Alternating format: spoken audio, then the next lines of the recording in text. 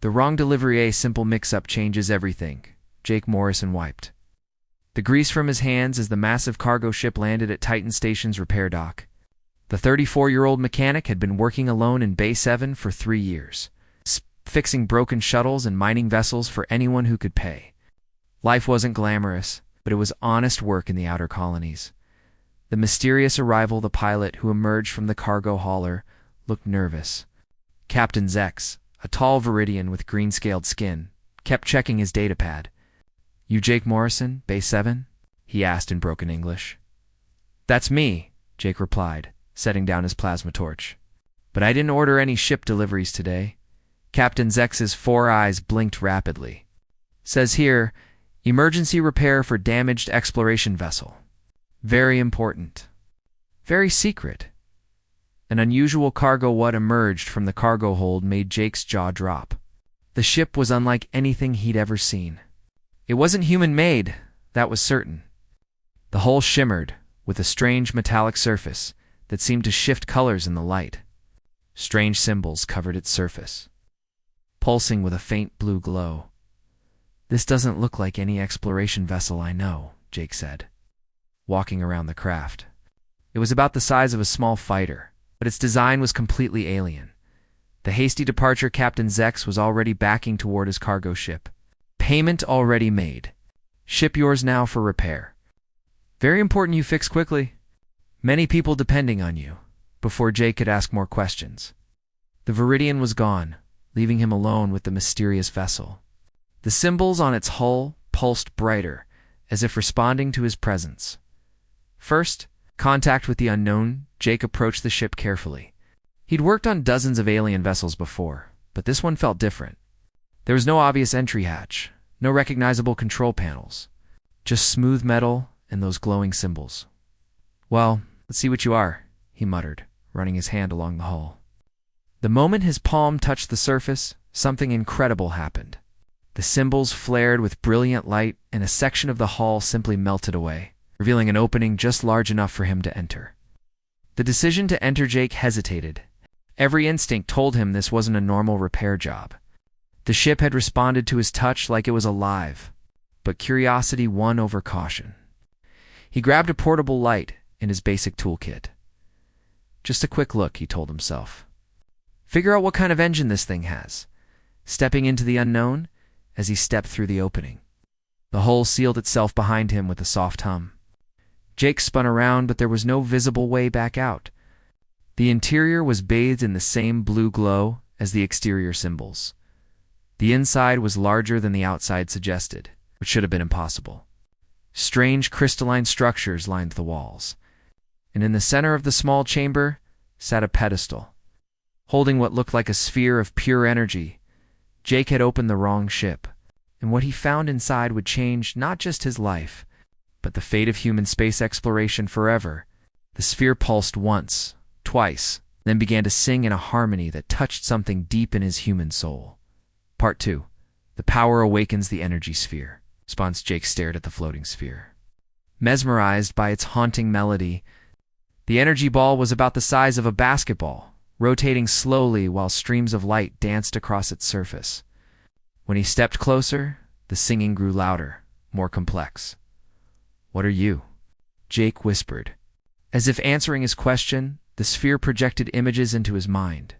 Not words, but pure understanding flooded his consciousness.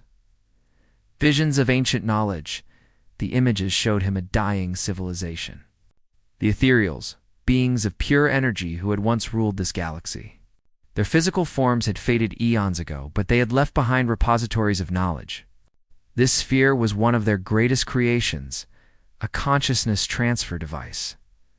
The dangerous discovery. Realized he wasn't looking at a simple energy source.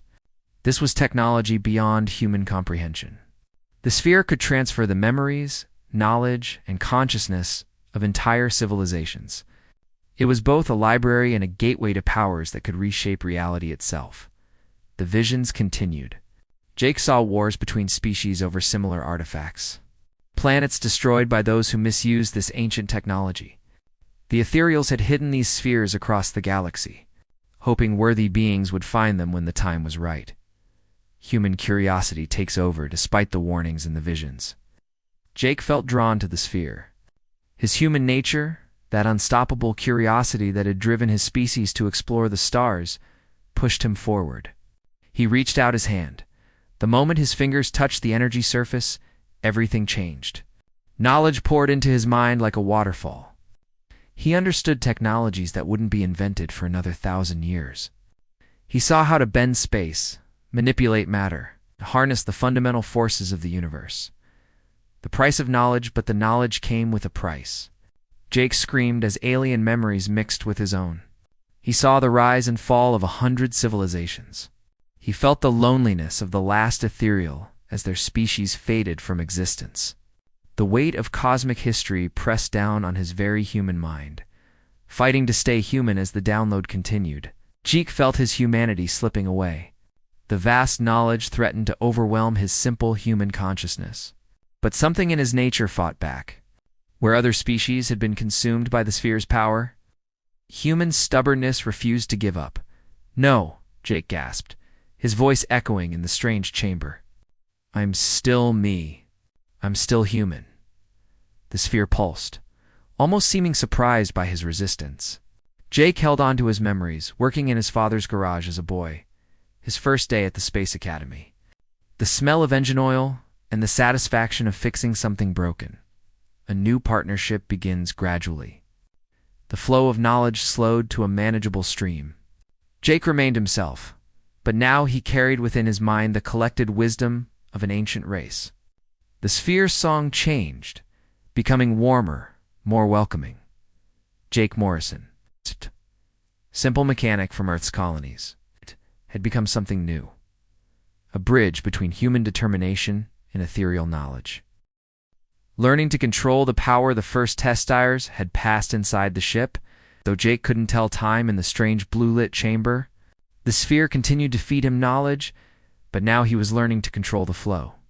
He focused on mechanical systems first, something familiar to ground himself.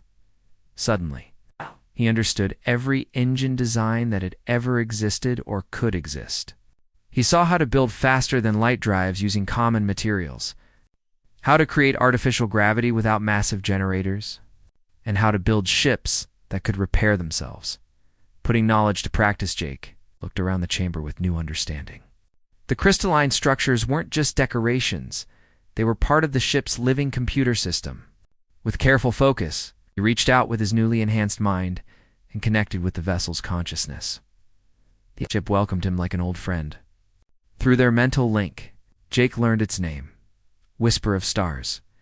It had been waiting for centuries for someone compatible with its ethereal technology. The ship responds, "Can you understand me now?" Jake asked aloud. The walls around him shimmered, and symbols appeared, rearranging themselves into English letters. YES. Jake Morrison.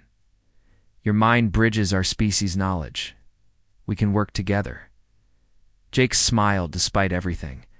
Even alien super technology needed a good mechanic. What do you need fixed? Nothing is broken. Everything is waiting to be awakened. Discovering hidden capabilities under Jake's human curiosity and the sphere's guidance, the ship began revealing its true capabilities. The hull could become transparent, invisible, or impenetrable. The engines could fold space itself, making any distance crossable in minutes. Weapons systems existed that could disable enemy vessels without destroying them. But most amazing of all, the ship could learn and adapt. Every challenge Jake faced, every problem he solved, made the vessel smarter and more capable. The reality of responsibility, as Jake explored the ship's systems, the weight of what he'd discovered began to sink in. This wasn't just advanced technology, it was power that could change the balance of the galaxy. In the wrong hands, it could conquer civilizations. In the right hands, it could protect them. Why me? Jake asked the sphere. I'm just a mechanic. I fix broken things. The sphere pulsed warmly, and understanding flowed into his mind. The ethereals hadn't chosen him specifically. They had set their test for anyone who found their technology. Only someone who approached with curiosity rather than greed, who wanted to understand rather than dominate. could successfully bond with the sphere. Human nature proves worthy. Most species who found ethereal technology tried to force it to obey them. They saw it as a tool to be controlled. But Jake had approached it the way he approached any broken machine, with patience, respect, and a desire to understand how it really worked. Humans don't just want to use things, Jake realized, speaking to both the sphere and the ship. We want to understand them. We want to make them better. A new purpose emerges. The sphere's song changed again, and Jake felt a sense of approval wash over him. He wasn't just a bridge between species anymore. He was their hope for the future. When others come for the power, the unwelcome visitors. 3 days after Jake's discovery, his peaceful exploration was interrupted by the heavy footsteps of armed boots on his workshop floor. Through the ship's sensors, he watched as Commander Brutus Kane of the Colonial Military entered Base 7 with a squad of soldiers. Kane was everything Jake disliked about military types: arrogant, impatient, and convinced that force was the answer to every problem. The man's cybernetic implants gleamed as he scanned the workshop with cold, calculating eyes. "The confrontation begins, Morrison?" Kane's voice boomed through the bay. "We know you have the ethereal artifact. By order of Colonial Command, you will surrender it immediately." Jake emerged from the Whisper of Stars, which had cloaked itself to appear like a normal salvage ship. "I don't know what you're talking about, Commander." Kane's laugh was harsh. "Don't play dumb. Our sensors detected the energy signature 3 days ago. That Captain Zex was one of our informants. We've been tracking ethereal technology for years, the military's dark purpose through his enhanced understanding." Jake realized the horrible truth. The colonial military hadn't stumbled onto ethereal technology by accident. They'd been hunting it systematically, planning to use it as a weapon to dominate other species in the galaxy. "You have no idea what you're dealing with," Jake said, his voice steady despite the plasma rifles pointed at him.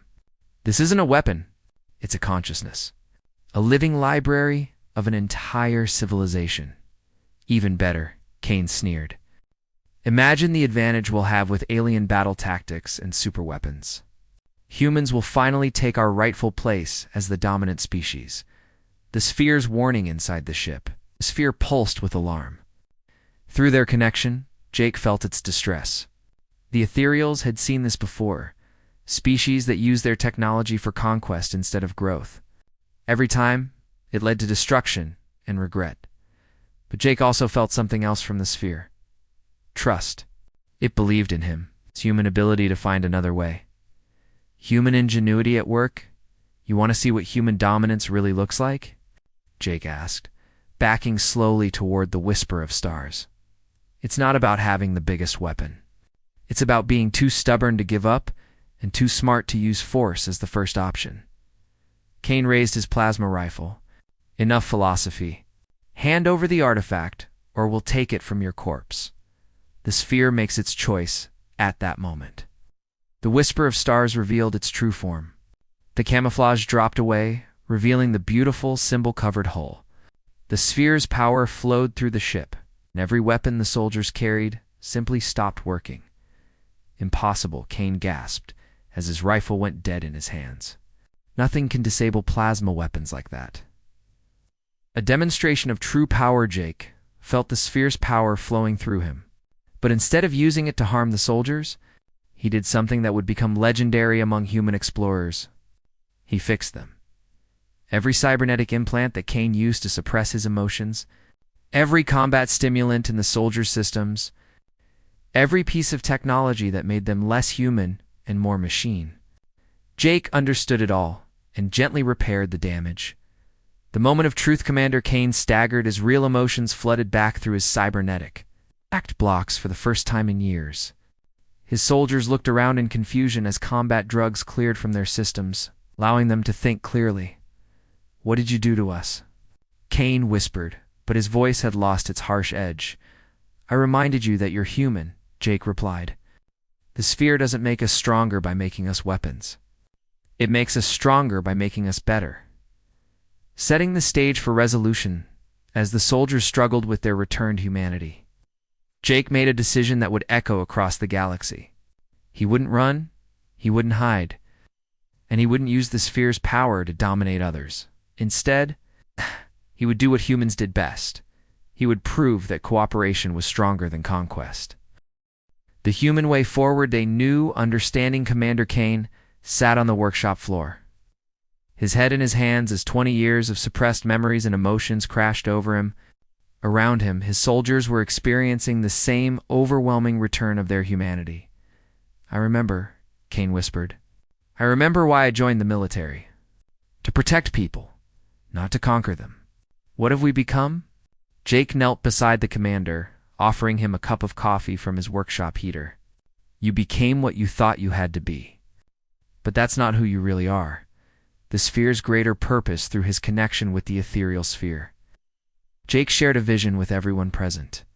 They saw the galaxy as it could be, not dominated by any one species, but grown through cooperation and shared knowledge.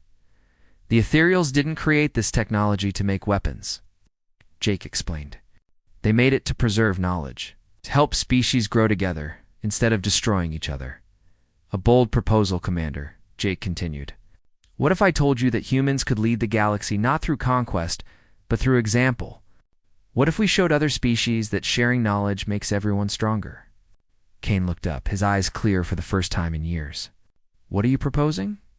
The Academy of Stars. Jake's plan was simple, but revolutionary.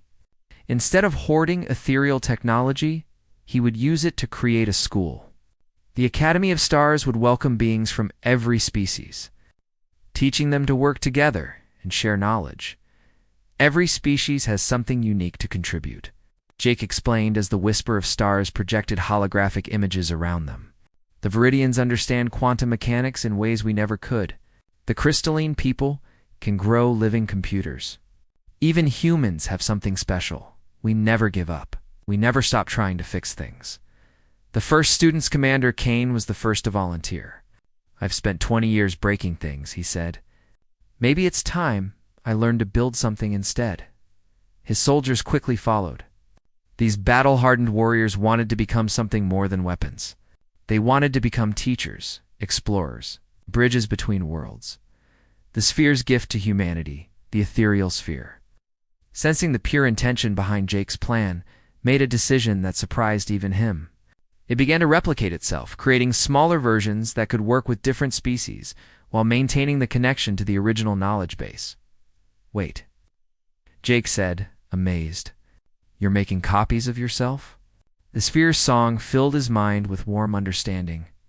Each copy would be tailored to work with different alien psychologies, but they would all share the same goal: to preserve knowledge and promote cooperation rather than domination. A new chapter begins within months. The Academy of Stars became the most sought-after institution in the galaxy. Species that had been enemies for centuries found themselves working side by side. Learning from each other, Jake remained the Academy's head mechanic, though his students now came from across the galaxy. He taught them that the best way to understand any technology wasn't to dominate it, but to listen to what it needed, the human legacy years later. When historians wrote about the moment that changed galactic civilization, they would focus on Jake Morrison's greatest achievement. He had been given ultimate power and chose to give it away. The human approach, stubborn optimism, relentless curiosity, and the absolute refusal to believe that cooperation was impossible. It succeeded where conquest had always failed. The continuing journey as Jake stood in his workshop now expanded into a massive teaching facility. Watching students from dozens of species work together on projects that would have been impossible alone, he smiled. "Still think I just fixed broken things," he said to the sphere, which hummed contentedly from its place of honor in the Academy's central chamber. The sphere's response filled his mind with warmth. "You do, Jake Morrison. You fixed the most important things of all: fear, hatred, and the belief that cooperation is impossible, and in the vast expanse of space." The song of the ethereals continued, carried now by 1,000 different voices working in harmony.